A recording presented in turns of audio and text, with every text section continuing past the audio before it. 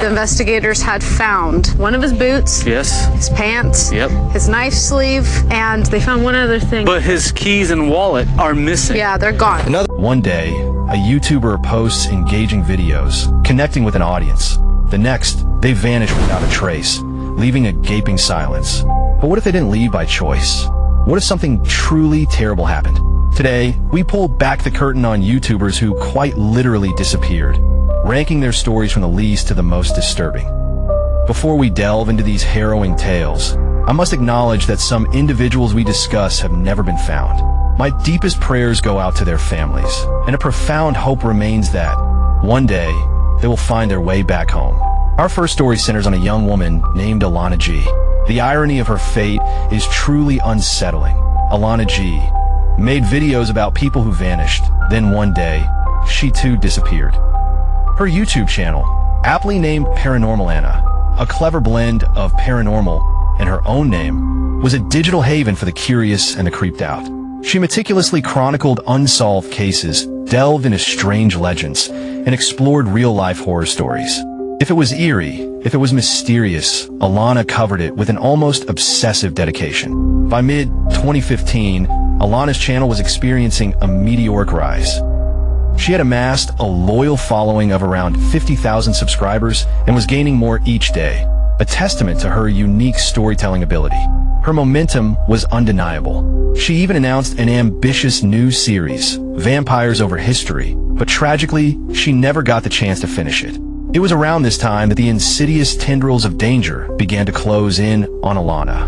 In late 2015, a chilling realization dawned upon her. She had a stalker. While it's likely they found her through her public YouTube channel, this was no mere troll lurking in the comment section. This individual crossed a terrifying line, venturing beyond YouTube to track down her personal Facebook page, breaching the fragile barrier between creator and audience. It was then, with a growing sense of unease, that Alana issued a stark warning to her devoted fans. She tweeted, "A tremor of fear perhaps hidden behind her digital words, had a pretty scary stalking incident. So, unfortunately, I'm having to change the way I run my social media. No more Facebook." She explained the gravity of the situation, revealing that the stalker had sent her a violent death threat, a chilling promise of physical harm. Yet, if fear truly gripped her, Alana refused to show it publicly. Her very last tweet, a defiant act of self-preservation, was a direct warning aimed squarely at her tormentor. It read, with an almost defiant bravado, "My uncle is a cop. The other two are criminal lawyers. Violently threatening me online will always turn out badly for you." It was a bold, risky move, a desperate gamble that she hoped would deter her pursuer. But what followed was not relief, but an eerie, profound silence. After that final, defiant tweet, Alana G. vanished from the internet completely. On September 3rd, 2015, without a word, she deleted her thriving Paranormal Anna channel, along with its 50,000 plus subscribers. Her Facebook page vanished into the digital ether. Her Twitter account, once a platform for her thoughts and warnings, disappeared.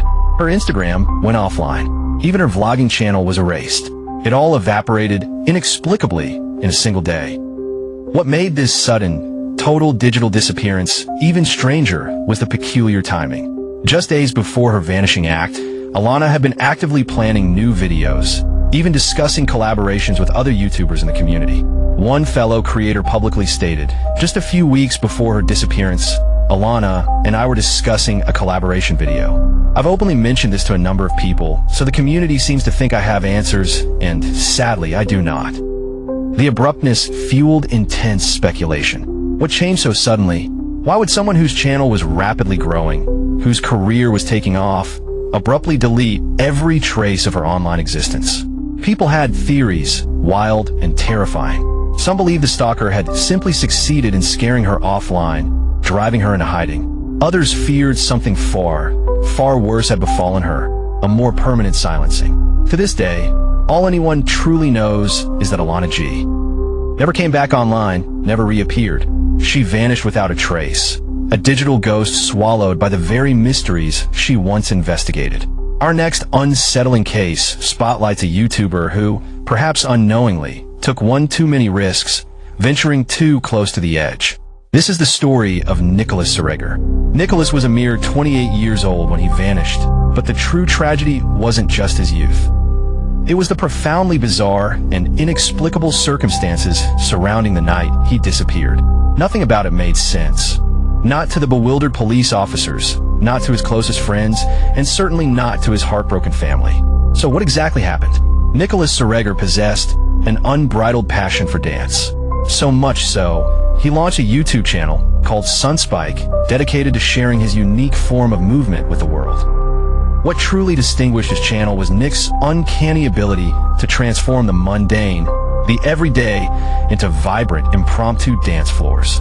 Rooftops became stages, sidewalks were runways, and dusty riverbanks transformed into performance spaces. It simply didn't matter where he was. Nick danced everywhere, even crafting a quirky video titled Dancing with Cows. By 2017, Nick had uploaded 79 videos. He had a modest following, less than 3,000 subscribers, but they adored him, captivated by his carefree spirit. Yet, while Nick appeared utterly unburdened and joyful on camera, behind the scenes, his life was beginning to unravel under the weight of financial strain. Around 2017, Nick was living in San Diego with his best friend, Austin. They harbored grand dreams, but their pockets were almost empty. Then came the devastating blow. They were evicted from their San Diego home.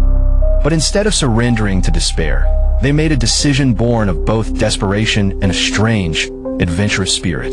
They packed their meager belongings and relocated to one of the most desolate and peculiar places in California, the Salton Sea. It's a vast, eerie landscape, a place many grimly describe as a toxic nightmare. People have long abandoned the area due to air contaminated with dust and noxious gases that cause severe health problems. By the time Nick and Austin arrived, the area was virtually abandoned, a silent graveyard of rusted old trailers, crumbling buildings, and an overwhelming, oppressive silence. They didn't rent a traditional place to sleep. Instead, they simply pitched tents or sought shelter in any dilapidated, forgotten trailer they could find. Yet, amidst this desolation, Nick's passion for dance never waned. He even stumbled upon a vast, abandoned compound and, fueled by an artist's vision, dreamed of transforming it into a vibrant space for fellow dancers. Then, tragedy, bizarre and unyielding, struck. It was around 2 a.m. on September 7th, 2018. Nick and Austin were inside their tent in the chilling quiet of the Salton Sea, attempting to catch some sleep. Suddenly, a blood-curdling scream pierced the night. They were hanging out and doing whatever they were doing, and they heard a scream that sounded like it was coming from the other side of town, which this is a really tiny town. The Salton Sea, especially at night, was far from safe, a place where shadows seemed to hold darker secrets. But since both young men clearly heard the scream, they debated their next move. Perhaps someone desperately needed help. Austin, pragmatic and cautious, suggested they stay put, prioritizing their own safety. Nick seemingly agreed. At least, Austin thought Nick agreed.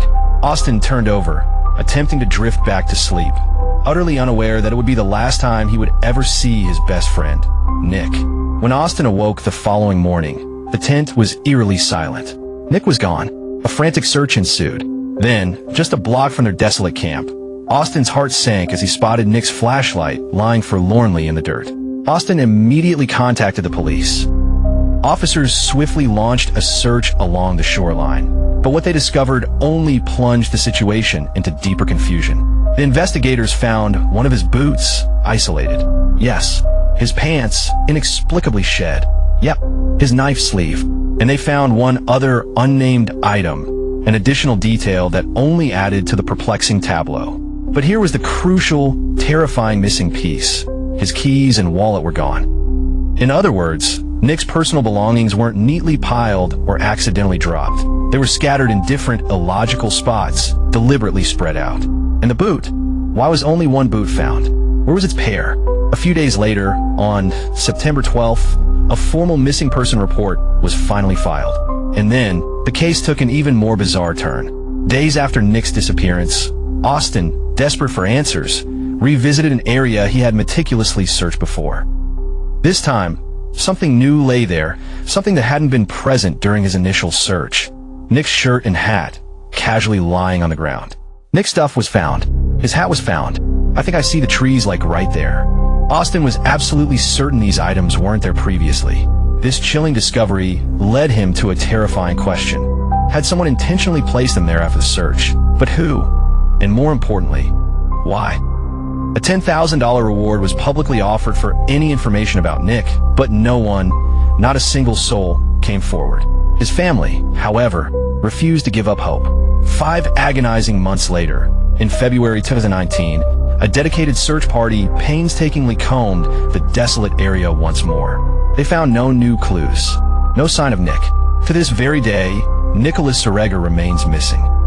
He simply walked into that haunting Salton Sea night and vanished, leaving behind only questions and scattered remnants of his last known moments.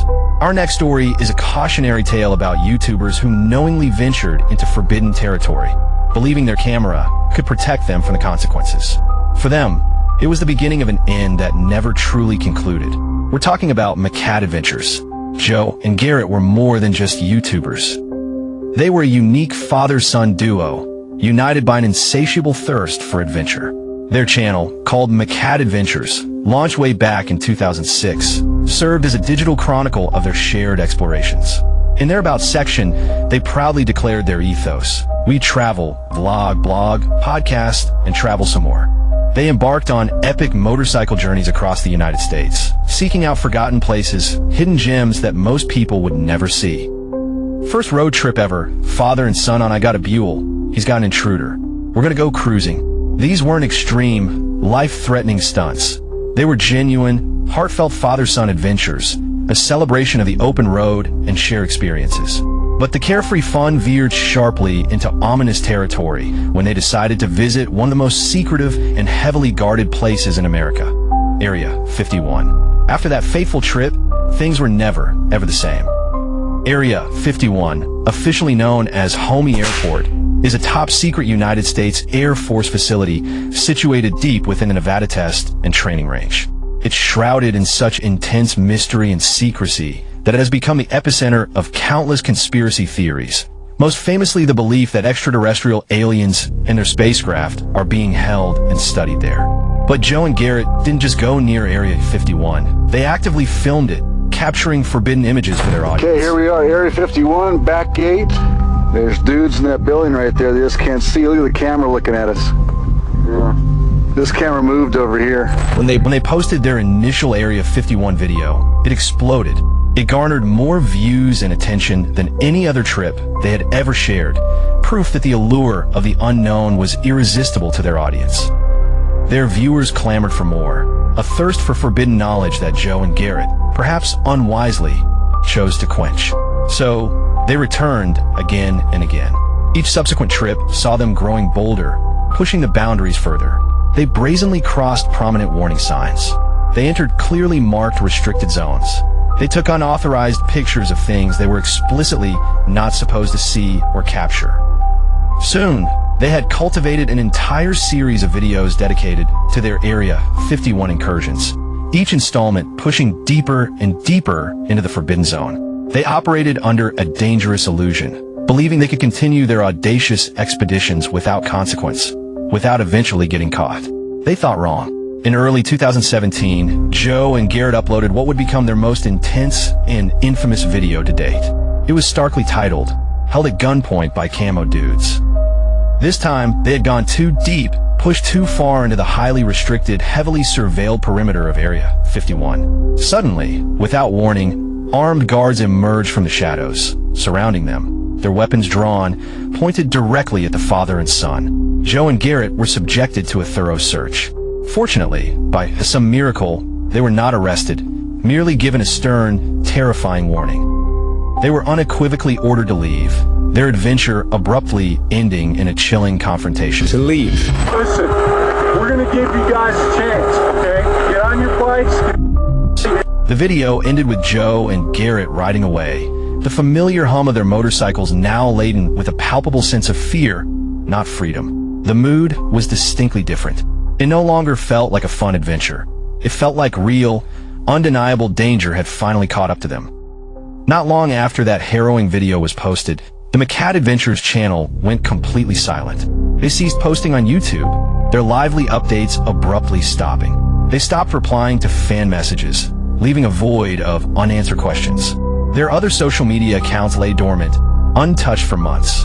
Other YouTubers, sensing something was amiss, began to discuss their disappearance, referring to it grimly as the case of YouTubers who disappeared after being held at Area 51. Speculation ran wild. Some believed they had been given an extremely serious, perhaps life-threatening, warning to cease their filming activities. Others feared they had been secretly arrested, whisked away into some black site for their transgressions. Years passed, thick with silence and no updates. Then, 3 years later, just as hope began to wane, they mysteriously reappeared. Garrett posted a short, cryptic video titled, "The Pops and I Are Alive." It was a brief, almost perfunctory message intended to reassure their loyal subscribers that they were indeed okay. But after that fleeting reappearance, they vanished once more. It has now been 5 years since McCad Adventures made a YouTube video, leaving their story suspended in an unsettling, unresolved silence, a testament to the dangers of pushing boundaries too far. Our next case involves a direct, chilling investigation for murder, forever altering the trajectory of one of YouTube's earliest stars. This is the story of Kyle Myers. Kyle Myers launched the now legendary FPS Russia channel in 2010, and his videos were nothing short of unforgettable. Hello my friends, it's FPS Russia again. Kyle filmed himself testing an astonishing array of real guns and high-powered explosives. These weren't just any weapons. They were sophisticated, military-grade, and profoundly powerful. To amplify the entertainment value, he adopted the persona of Dmitri, a flamboyant, heavily accented Russian character. So I had a lot of fun today showing you guys the 3 different weapon classes. It was undeniably dangerous, yet that inherent risk was a significant part of the channel's magnetic appeal. By 2012, FPS Russia had exploded, becoming one of the fastest growing channels on YouTube, a true pioneer in the world of online firearms content. Kyle was undeniably the charismatic face of the channel, the star. But behind the scenes, enabling every spectacular explosion and every deafening gunshot, was another man, a crucial partner who made it all possible. And that man was about to lose his life. Keith Ratliff was Kyle's business partner, but more importantly, he was the individual responsible for acquiring the vast arsenal of weapons featured in the YouTube videos. Keith possessed a federal firearms license, a critical credential that allowed him to legally obtain the powerful, often restricted, weaponry that was otherwise illegal for private purchase in the United States. Keith also owned a legitimate gun store and frequently contributed to the planning and execution of the videos. And then, one day he was gone. In January 2013, Keith Ratliff was discovered lifeless in his office, his life violently taken. They observed what they believe a white male had women, and he was inside his office. And at this time, it's still an ongoing case. There were no signs of forced entry, no broken locks or forced doors, suggesting a non-confrontational entry. Furthermore, the office was filled with numerous firearms, yet Keith had evidently not used any to defend himself. Considering these unsettling details, police swiftly came to a grim conclusion. The person who took Keith's life was likely someone he knew, someone he trusted implicitly. He had probably, unknowingly, let them in himself, utterly unaware of the horrifying fate that awaited him. The shocking mystery surrounding Keith's death immediately ignited a firestorm of conspiracy theories online. The comment sections of FPS Russia videos became a breeding ground for wild speculation, with some even baselessly pointing fingers at Kyle himself, despite a complete lack of any concrete proof connecting him to the crime. The case, tragically, was never solved, remaining an open wound in the annals of YouTube history. But once Keith was gone, the foundation of FPS Russia began to crumble. About a month after the devastating incident, Kyle, brave but clearly shaken, returned to YouTube. And we're back in action. So as many of you know, we lost a member of the team about a month ago, but I felt like it was time to get back into the swing of things. Kyle valiantly attempted to keep the channel going, to reignite the spark. But things were about to get incredibly bumpy. Just a month after the channel resumed posting, federal agents descended upon Kyle's home, the very location where he filmed his explosive YouTube videos. They harbored suspicions that he was using explosives without the required legal paperwork. While Kyle was never formally charged, the message delivered by the raid was chillingly clear. The authorities were watching him, every move scrutinized. After that intense encounter, Kyle took a prolonged 9-month hiatus from the channel, a silence that spoke volumes. When he eventually returned, the original momentum, the explosive energy that defined FPS Russia, was gone. Old fans, discouraged by the hiatus and the lingering cloud of controversy, drifted away. Furthermore, YouTube's evolving content policies and stricter rules made it increasingly difficult to monetize the kind of extreme firearms content that was Russia's bread and butter.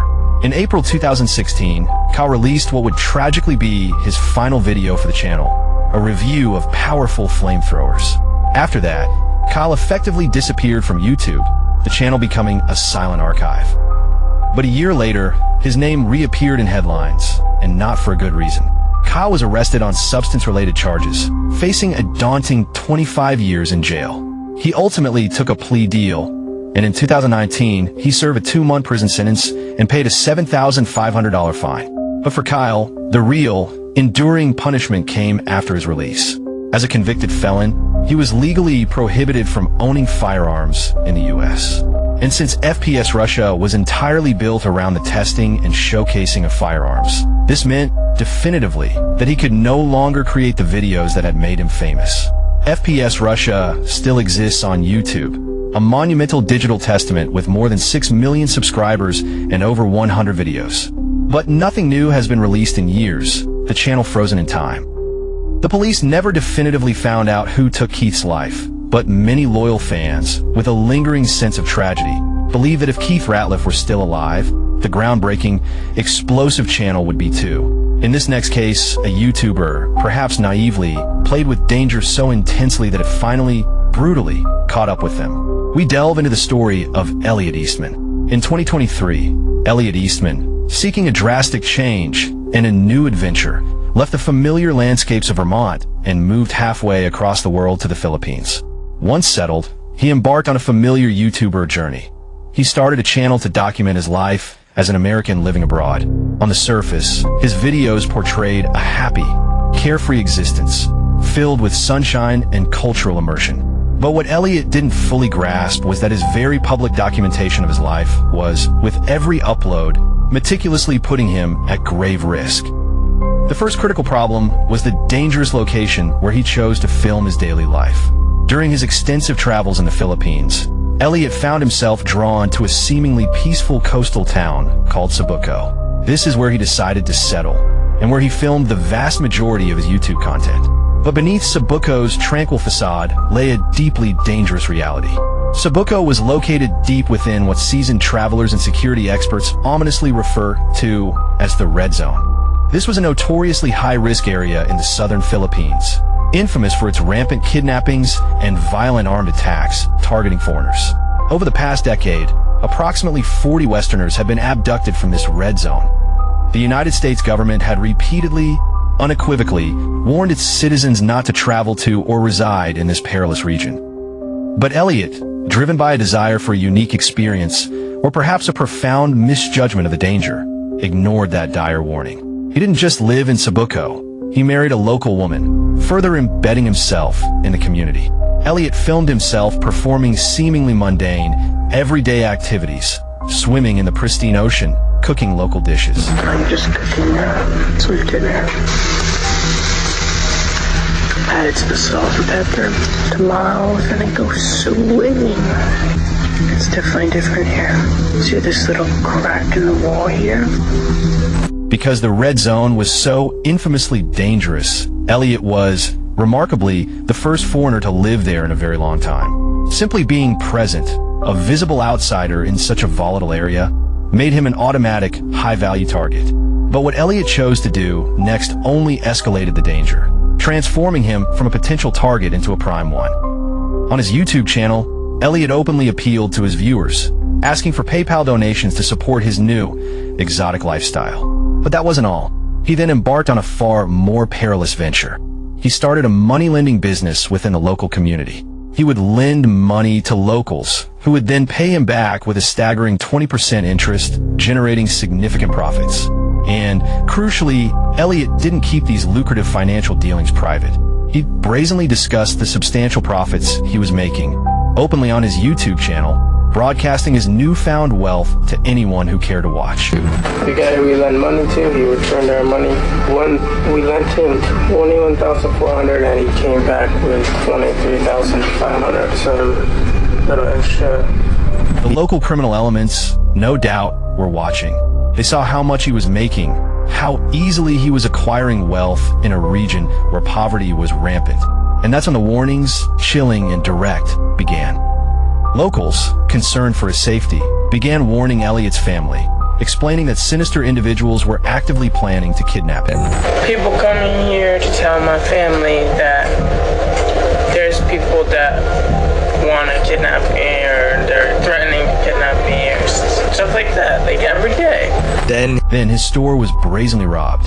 Elliot's confident demeanor during his live streams began to crack, replaced by a noticeable nervousness. I feel like I've been staying in this area for so long to the point where I don't even know if people like me anymore. Maybe they want bad things to happen to me now. Even his wife, deeply immersed in the local culture and acutely aware of the dangers, was visibly scared. She flat out refused to go anywhere with him unless other trusted people were present, an undeniable sign that something was gravely wrong. In mid-2024, Elliot flew back to the U.S. for work, a temporary reprieve from the escalating tensions. But the pull of his new life, his wife, and perhaps the adventure itself was too strong. He returned to Cebuco to visit his wife, making a choice that would tragically be his last. On October 17th, Elliot went live in a video from Cebuco. His words suggested a growing realization of the danger, a desire to permanently move out of Cebuco. Perhaps some of those very criminals he spoke of were watching his live streams, listening intently to his plans. Just a few hours later, the terror arrived. 4 armed men, disguised in fake police uniforms, stormed his house. Elliot, fighting for his life, attempted to fend them off. Shots were fired. He was injured in the struggle. Despite his valiant efforts, they brutally kidnapped Elliot, dragging him onto a waiting speedboat, which then sped off into the darkness of the night. Elliot's terrified wife witnessed the entire harrowing ordeal. She immediately called the police, and miraculously, through swift action, authorities managed to track down and apprehend the kidnappers. But Elliot wasn't with them. One of the captured kidnappers later recounted the grim truth. Elliot had been severely injured during the violent abduction, succumbing to his wounds and passing away on the speedboat. Since they could no longer demand a ransom for a deceased captive, they callously dumped his body into the vast, indifferent ocean. Police mounted an intensive search along the coastline, but Elliot's body was never recovered. Elliot Eastman found love and a semblance of adventure in the Philippines, but in the end, that pursuit of the extraordinary cost him his life. Rest in peace.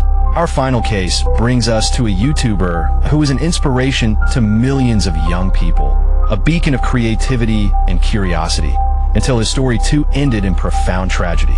This is the story of Grant Thompson. Grant Thompson was so immensely popular that just one of his videos, a testament to his viral appeal, garnered over 48 million views.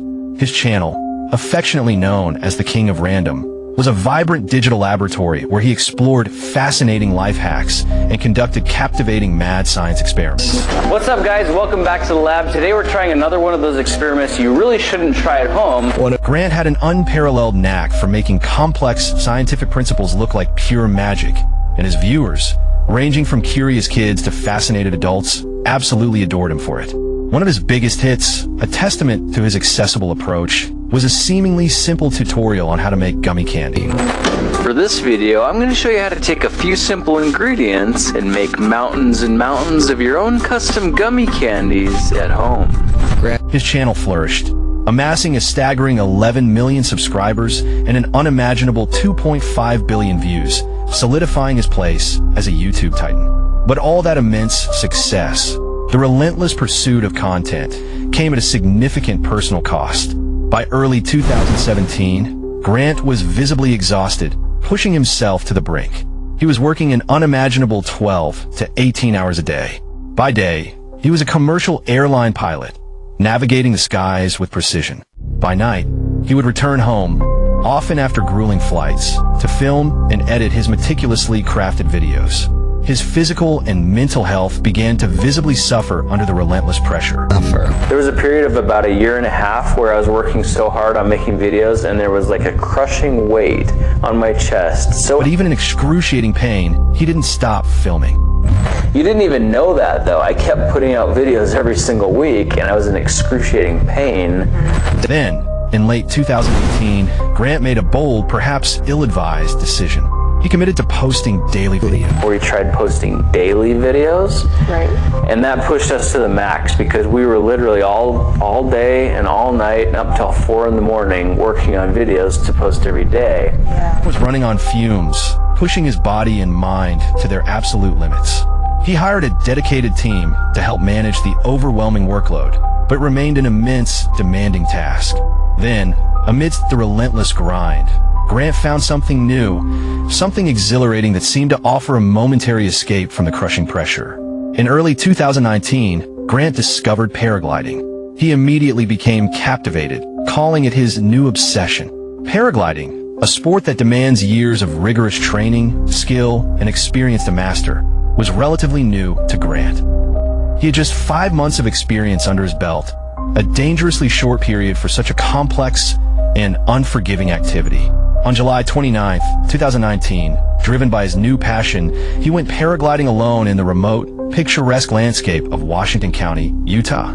He took off in the tranquil evening, soaring into the setting sun, but he never came back down. His worried family, knowing his routine, eventually called the police. The Washington County Sheriff's Office in Utah received an urgent call regarding an overdue paraglider who had gone off the radar near Sand Hollow State Park. The caller told officials that the paraglider should have landed an hour earlier and that he was unable to be reached on his cell phone. Search teams were immediately dispatched, utilizing advanced technology to track his cell phone signal. By morning, the heartbreaking discovery was made. His body was found in the rugged terrain of the park. He had crashed. Lying beside him, a silent witness to his final moments, was the camera he always carried, the one he used to record his flights. The footage contained everything, a chilling, real-time account of his final flight. The weather had suddenly and violently changed. A powerful, unseen gust of wind had tragically pulled him down. His main parachute, the primary life-saving device, catastrophically collapsed. Grant, with astonishing courage and desperation, attempted to open his backup parachute, but there simply wasn't enough time, no precious seconds to spare. It was a moment of profound, heartbreaking tragedy. One of YouTube's most beloved teachers, an innovator who made science accessible and exciting, was gone. He was only 38 years old. The king of Random Channel, however, is still going strong today. Grant's dedicated team, honoring his legacy, kept it alive, continuing to create exciting, educational science videos, ensuring his spirit of curiosity and experimentation lives on. Grant Thompson may be gone, but his groundbreaking legacy continues to inspire millions. Some of these creators, as we've seen, found themselves in the wrong place at the wrong time, caught in currents beyond their control. But others, driven by the insatiable hunger for content, for views, for virality, knowingly chased danger, venturing into perilous territories both physical and metaphorical. In their often reckless attempt to go viral, to achieve ultimate fame, they lost far more than just subscribers or fleeting attention. They lost their lives. My friends, I'll leave you with this chilling truth. Views are never, ever worth your life. If these stories of digital creators facing real-world dangers have resonated with you, if they've sparked your curiosity or given you pause, then please consider giving this video a like, sharing your thoughts on these tragic tales in the comments below, and subscribing to StarWatchin 247 for more deep dives into the shadows and unexpected corners of the online world.